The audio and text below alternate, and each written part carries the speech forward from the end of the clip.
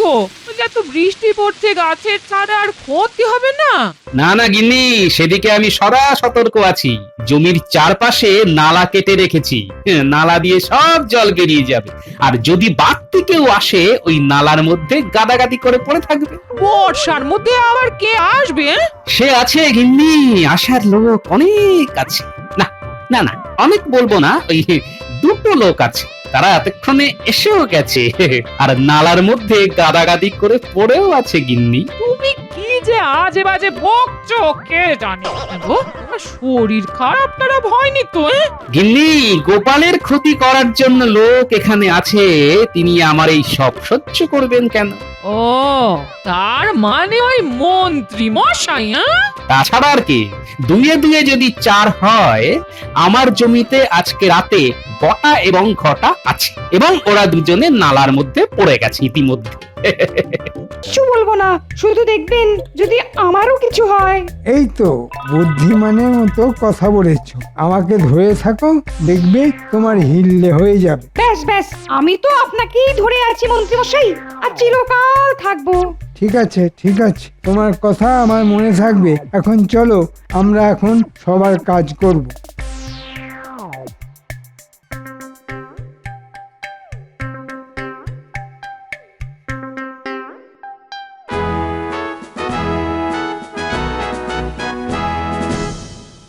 কয়েকদিন ধরে দেখছি পণ্ডিত মন্ত্রী মশাইয়ের গায়ে এঁতুলের মতো লেগে আছে।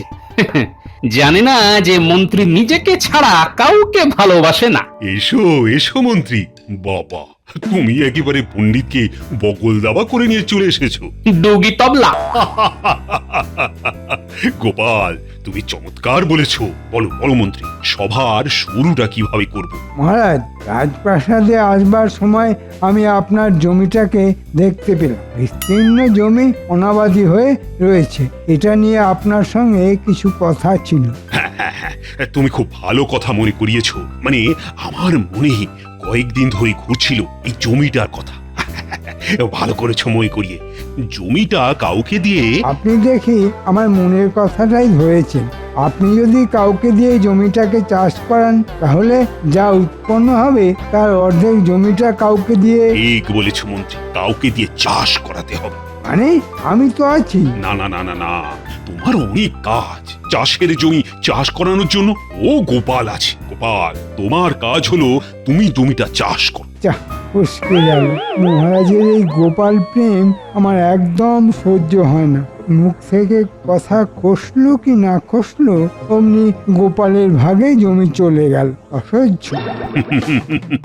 তাহলে লেগে পড়ো গোপাল, কাল থেকেই লেগে পড়ো। তুমি কি চাষ করবে না চাষ করবে সে সব ব্যাপার আমি দেখতে যাব না, শুধু অর্ধেক ভাগ দিলেই হবে।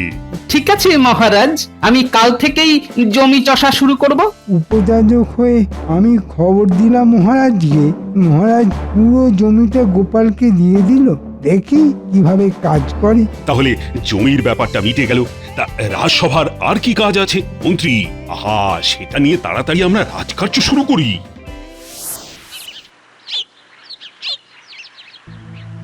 কাল থেকে কি করব বলো তো? আরে বাবা, এত চিন্তা করার কি আছে, একটা কিছু ঠিক জুটে যাবে। ওই যে কথায় আছে না, জীব দিয়েছেন যিনি, আহার দেবেন তিনি। হঠাৎ করে যে কাজটা চলে যাবে ভাবতেই পারিনি। মালিক এখন নিজে চাষ করবে, তার ছেলে এসেছে, ছেলে আর বাবা মিলে চাষ করবে। আরে ওই রকম অস্থির অস্থির করে না, শরীর খারাপ হবে। আমি তো দিন আনি দিন খাওয়া মানুষ, আমার একদিন বসে থাকা মানে সঞ্চয়ে হাত দেওয়া। রে পুঁটি, ঘরে তোর বাবা আছে রে? গোপাল দাদুর গলা না? বাবা তোমাকে খুঁজছে। আছি গোপাল দাদা, ভেতরে এসো। এসো দাদা এসো, বলো কি খবর? ওই তোমার কর্তার সাথে আমার কিছু কাজের কথা আছে। বলো বলো দাদা। খুব মন দিয়ে শোনো। মহারাজের ওই দিঘির ধারে যে জমিটা পড়ে আছে, সেটা চাষ করার দায়িত্ব মহারাজ আমাকে দিয়েছেন। আমি ওই জমিতে চাষ করে ফলন করিয়ে দেখিয়ে দেব। এই যে মেঘ না চাইতে জল। তো আগে বাবা কাঁদছিল। ওই যে একটা কথা আছে না, যে খায় চিনি তারে জোগায় চিন্তামণি। এবার বলো তো, ওখানে কি চাষ করব? দাদা, এখন তুমি সবজি চাষ করো। আরে কি সবজি চাষ করব? চাষের তো ছাই আমি কিছুই বুঝি না। ওসব তুমি আমার উপরে ছেড়ে দাও, দায়িত্ব যখন দিয়েছো অক্ষরে অক্ষরে পালন করব। এই সময় বেগুন চাষ করো, বেগুনের দাম বেশ চড়া। তবে তাই হবে। শোনো, বীজ কিনে কাল সকাল থেকেই কাজ শুরু করে দাও। এই চাষ আমি 12 মাস চালাবো, তোমার কাজের কোনো অসুবিধে হবে না। আমি কাল সকাল থেকেই কাজ শুরু করে দেবো। আমি আসি গো, আসি রে পুঁটি।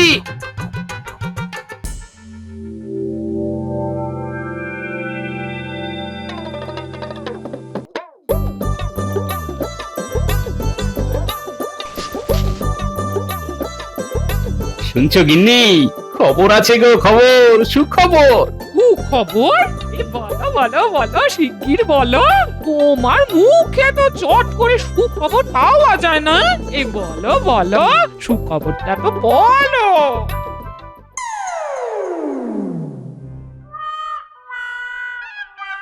কি গো, কি হলো? মুখটা এরকম পেঁচার মতো করে রেখেছো কেন? কি গো বলো। কি আর বলবো গিন্নি, কপাল, সবই কপাল। আবার কি হলো একটু খুলে বলো দেখি। পথে যেতে যেতে মহারাজের অনাবাদি জমিটা দেখছিলাম। জমিটা দেখে মাথায় একটা চিন্তা এলো যে জমিটা যদি আমি লোক লাগিয়ে চাষ করতে পারি তাহলে আমার কিছু সঞ্চয় হয়। মনের কথা মহারাজকে বললাম, ব্যাস, মহারাজ গোপালকে দিয়ে দিল জমিটা। ওই যে চওড়া কপাল নিয়ে জন্মেছে, কি আর করবে, ওই মন্ত্রী হয়ে থাকো। কিছু তো একটা করতে হবে। আমি বিনা যুদ্ধে একটা সামান্য ঢেলাও দেব না। দেখি কি করে চাষ করে গোপাল। তুমি একদম ঠিক করেছো। কুটির বাবা চাষের বিষয়ে খুব পারদর্শী। হ্যাঁ, তাহলে দেখলে গিন্নি সুখবরটা কেমন? এই গোপাল, হ্যাঁ, কি চাষ করবে ঠিক করলি? আগে এই সবজি চাষ করব মহারাজ, বেগুন মহারাজ। হ্যাঁ? বেগুন? হাসবেন না মন্ত্রী মশাই, বেগুনের অনেক গুণ, পড়লে বুঝতে পারবেন। তা তুমি যাই চাষ করো না কেন, মুনাফা হবে তো। ওই জন্যই তো বেগুন চাষ করলাম মহারাজ। বেগুনের এখন চড়া দাম হবে। আমিও দেখব কিভাবে গোপাল মুনাফা করতে পারে। আমিও ছেড়ে দেব না। গোপাল বেগুন ছাড়া আর কি ভাবতে পারে? মাথায় আলু, সেই মাথায় আলু নিয়ে চাষ করবে বেগুন। মন্ত্রী মশাই, আপনি যাই বলেন বলুন, আমি কানে দিয়েছি তুলো আর পিঠে বেঁধেছি কুলো। বেগুনের গুণ আপনাকে দেখিয়েই ছাড়বো। মহারাজ, কাল তো রবিবার, ছুটির দিন, আমি খেতে কাজ করব, আপনি আসবেন মহারাজ। অবশ্যই অবশ্যই যাবো।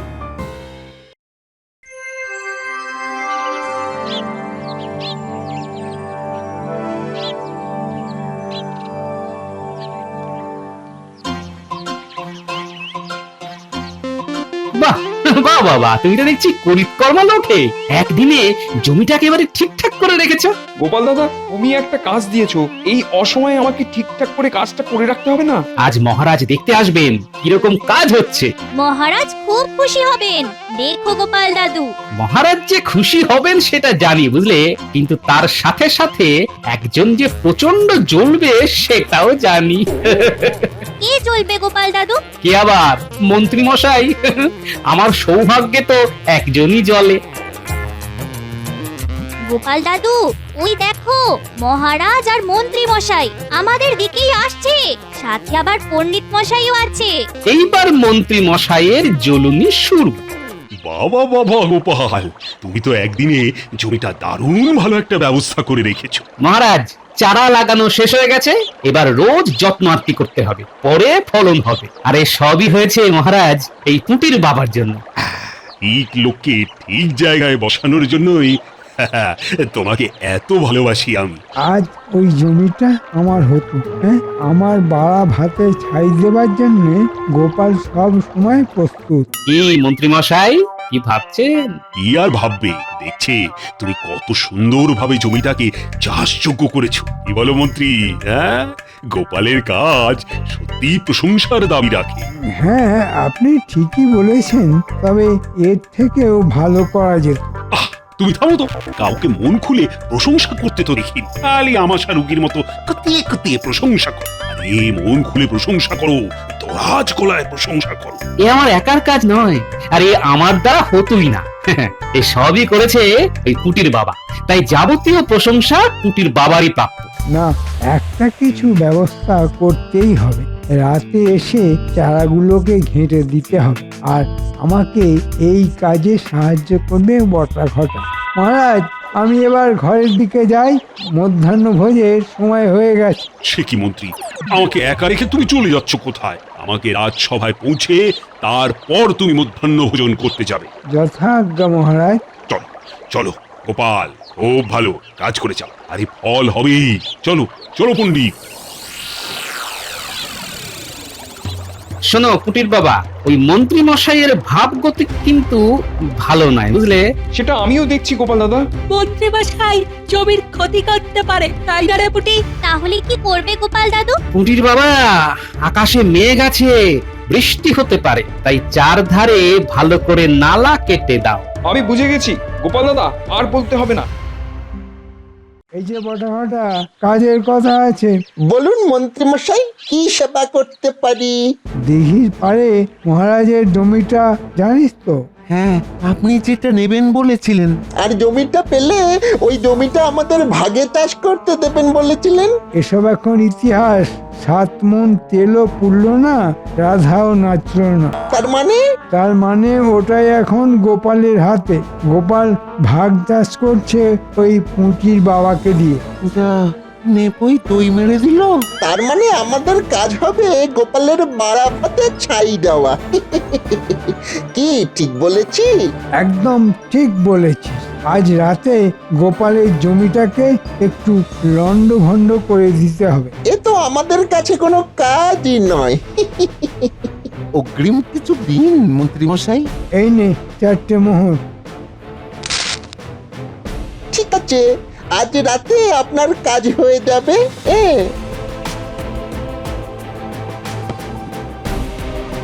বাহ, বেশ ভালো নালা কাটা হয়েছে। এবার ভালো করে কাঁটা ঝোপ চারধারে দিয়ে দাও। গোপাল দাদু, তুমি কাদের আশা করছো?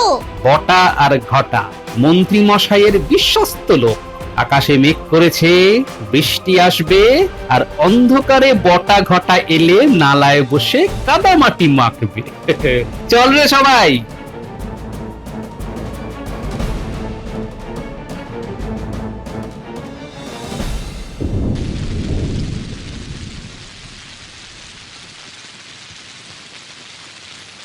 ওহ, বৃষ্টি আমার সুবিধে করে দিল। পুরো বৃষ্টি হবে, মাঠ ভেসে যাবে, গাছের চারাগুলো জলে তোড়ে আস্তে আস্তে চলে যাবে, বালির বেগুন হয়ে যাবে আগুন। কি বিড়বিড় করছো? আমি জল ঝরা দেখছি, আকাশ থেকে জল ঝরছে। গোপালের ভাগ্যে এবার বেগুন নেই। কেন কেন?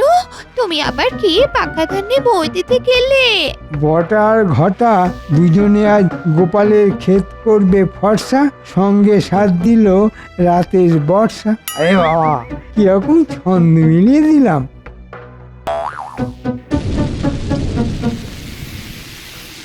কি গো, এত বৃষ্টি পড়ছে, গাছের ছাড়া আর ক্ষতি হবে না? না না গিন্নি, সেদিকে আমি সদা সতর্ক আছি। জমির চারপাশে নালা কেটে রেখেছি, নালা দিয়ে সব জল বেরিয়ে যাবে। আর যদি বাড়তি কেউ আসে, ওই নালার মধ্যে গাদাগাদি করে পড়ে থাকবে। বর্ষার মধ্যে আবার কে আসবে? সে আছে গিন্নি, আসার লোক অনেক আছে। না না না, অনেক বলবো না, ওই 2টো লোক আছে, তারা এতক্ষণে এসেও গেছে, আর নালার মধ্যে গাদাগাদি করে পড়েও আছে গিন্নি। তুমি কি যে আজে বাজে বকছো কে জানে। গো, শরীর খারাপ টারাপ হয়নি তো? গিন্নি, গোপালের ক্ষতি করার জন্য লোক এখানে আছে, তিনি আমার এই সব সহ্য করবেন কেন? ও, তার মানে ওই মন্ত্রী মশাই? তাছাড়া আর কি, 2 2 যদি 4 হয়, আমার জমিতে আজকে রাতে বটা এবং ঘটা আছে, এবং ওরা দুজনে নালার মধ্যে পড়ে গেছে ইতিমধ্যে। এই দেখ কি জ্বালায় পড়লাম। এই মুষলধার বৃষ্টি পড়ছে, অন্ধকারে কিচ্ছু দেখতে পাচ্ছি না। জমির কাছে এসে গেছি। এবার জমির মধ্যে ঢুকে গাছগুলোকে ছিঁড়ে দে। বৃষ্টি এসে আমাদের সুবিধাই করেছে জানিস।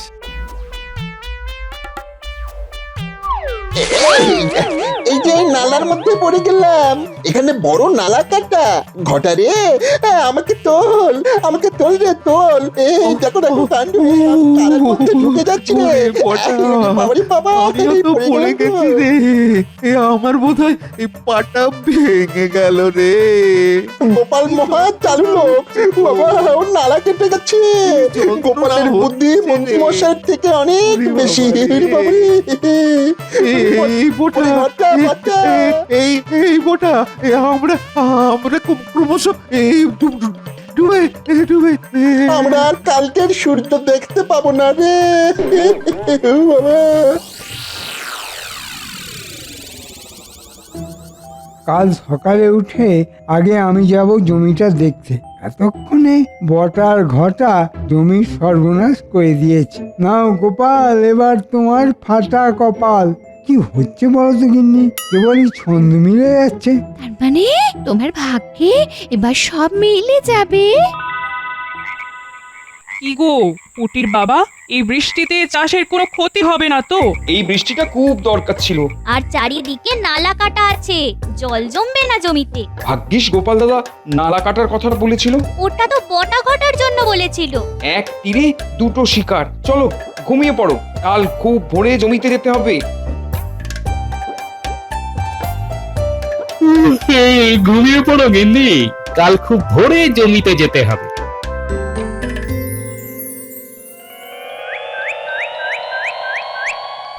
ঘটা রে, জীবনে আর কারো ক্ষতি করতে যাব না। সত্যি বলেছিস, এবার আর কারো ক্ষতি করব না। আমাদেরকে ভালো হতে হবে। নইলে রাত বিরেতে খানা খন্দে কাদা মাটি মেখে এভাবে থাকতে হবে। হ্যাঁ, যতবার উঠতে চেষ্টা করছি ততবারই ঢুকে যাচ্ছি। চলো দেখি আমাদের জালে কোন দুটো রাঘব বোয়াল ধরা পড়লো। আমরা এসে গেছি। ওই দেখো গোপাল দাদু, নালার মধ্যে কাদা মেখে দুটো ভূত দাঁড়িয়ে আছে। ওরে ওরা ভূত নয় রে, ওরা হচ্ছে গোভূত, বটা ভূত আর ঘটা ভূত। কি গো বটা ঘটা, আমাদের সর্বনাশ করতে এসে নিজেই বিপদে পড়ে গেছো। গোপাল দাদা আগে আমাদেরকে টেনে তোলো। না না না না না, আমরা তো তোমাদের টেনে তুলবো না, ওটা তুলবে রাজার পেয়াদা। আমি রাজা মশাইয়ের কাছে খবরটি দিতে ছুটলাম।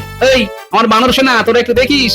তুমি কিচ্ছু চিন্তা করো না গোপাল দাদু, আমাদের হাতে তো গুলতি আছে। বেরোবার চেষ্টা করলেই মাথা একেবারে ফুটার করে দেবো।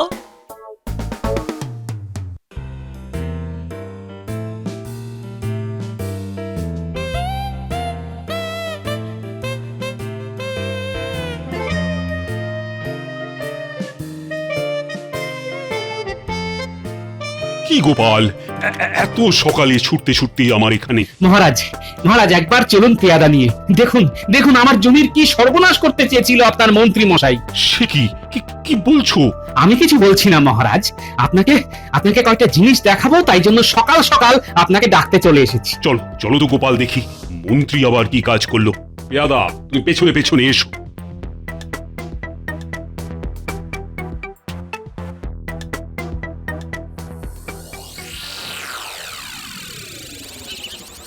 তাড়াতাড়ি যাওয়ার কথা ছিল। গিন্নি, তুমি আমার ঘুমটা ভাঙালে না কেন? হ্যাঁ, আমার নিজেরই ঘুম ভাঙেনি। সারা রাত্রি তোমার নাক ডাকা শুনতে শুনতে আমার ঘুম কোথায় হয়েছে। আসলে বুঝলে কি না, শান্তি নিয়ে ঘুমোলে একটু নাক ডাকে। এখন আমি যাই, গোপালের জমির দশাটা দেখে আসি। একটা ভালো খবর দিও ঠাকুর, একটা ভালো খবর। মহারাজ এই দেখুন বটা আর ঘটা। এই এই তোমরা এখানে কি করছো? হ্যাঁ, মাটি মেখে দাঁড়িয়ে আছো কেন? মহারাজ আমরা পাপ করেছি, তাই ভগবান আমাদের সাজা দিয়েছেন। আমাদের এবারে ওই ভালো হতে দিন। এসব পরে শুনবো, আগে বলো তোমরা এখানে কার আদেশে এসেছিলে? আগে মহারাজ মন্ত্রী মশাইয়ের আদেশে। বটে, মন্ত্রীর এত সাহস আমার জমির উপর কায়দা করা। দাদা যাও তো, মন্ত্রীকে ধরে বেঁধে নিয়ে আসো। ধরে আর বেঁধে আনতে হবে না মহারাজ, জমি কেমন আছে সেটা সরেজমিনে দেখতে আসছে আমাদের মন্ত্রী মশাই। ওই দেখুন। এ কি মহারাজ দাঁড়িয়ে আছে? তবে কি বটা ঘটা ধরা পড়ে গেল? এই মন্ত্রী, তুমি তাড়াতাড়ি এসো। পেয়াদা, মন্ত্রীকে পিছ মোড়া করে বাঁধো। আমার কি অপরাধ মহারাজ? ন্যাকা বোকা সাজা হচ্ছে। গোপালের জমি নষ্ট করতে বটা ঘটাকে যে কাজে লাগিয়েছিল সেটা কে? কে? বটা ঘটা সব আমাকে বলেছে। ছি ছি ছি ছি, মন্ত্রী তুমি কিনা আমার মন্ত্রী, আর সেই তুমি কিনা প্রজাদের উপর অত্যাচার করছো। আজ থেকে তোমার মন্ত্রিত্ব শেষ। আমার চাবি খাবেন না মহারাজ, আর একবার সুযোগ দিন, আমি ভালো হয়ে দেখাবো। শাস্তি তোমাকে পেতেই হবে। যেমন কর্ম তেমন ফল। মন্ত্রী, তুমি গোপালের জমি পরিষ্কার করবে। যাও যাও, পুটির বাবার হাত থেকে কোদাল নিয়ে মাটি কোপা। আর এই যে পুটির বাবা, মন্ত্রীকে যদি কোনো মাত্র সাহায্য করো তাহলে কিন্তু তোমাকে কঠিন শাস্তি দেব। যাও যাও মন্ত্রী, কাদায় নেমে চাষের কাজ করো। তোমার চাষের কাজ করতে খুব ইচ্ছে ছিল না? যাও যাও, এবার চাষের কাজ করো। ধন্যবাদ মহারাজ, আর 1 সপ্তাহের মধ্যে ফলন হবে। ফলন তো দেশি বেগুন। কি মন্ত্রী মশাই, বেগুনের কত গুণ দেখলেন তো? তুমি ঠিক বলেছো গোপাল। ধন্যবাদ মহারাজ। শোনো শোনো, একটা কথা তোমাকে বলি গোপাল, আমার ভাগের যে অর্থ আসবে সেটা পুরোটা আমাকে দিতে হবে না, আধা আধি ভাগ করে নিও।